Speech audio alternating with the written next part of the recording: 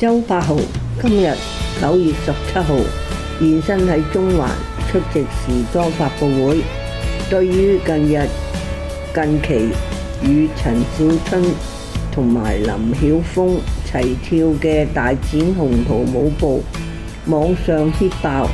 不過就有網民發現佢面部嘅表情繃緊，好似便秘，反而大讚陳小春跳起舞嚟依然係魅力十足。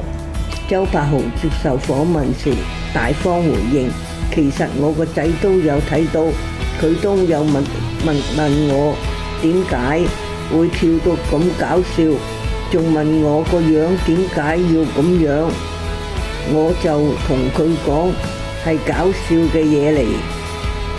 網民話好似便秘喎，其實都係喜劇效果嚟嘅，唔通扮有型跳嗰隻舞咩？都2025年啦，大家都應該識分係喜劇效果嚟啦。節目尾段播出幕後花絮，周柏豪與陳小春同埋林曉峰跳近期 hit 爆嘅大展鴻圖舞步。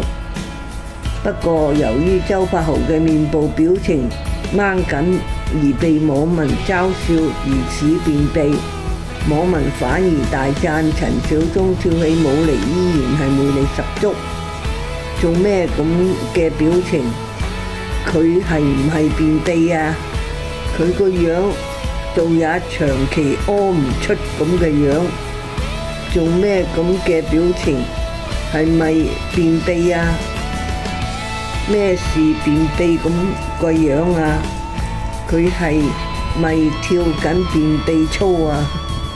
周柏豪嚟差啲認唔出係佢，好尷尬啊！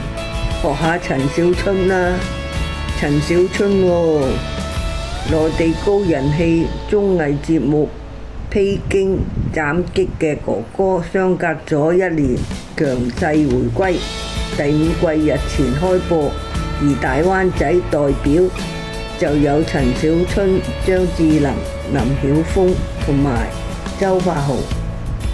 節目播出後，周柏豪大跳近期 hit 爆嘅大展鴻圖舞，面部表情被網民搞笑，指疑似便秘，隨即引起網民嘅熱議。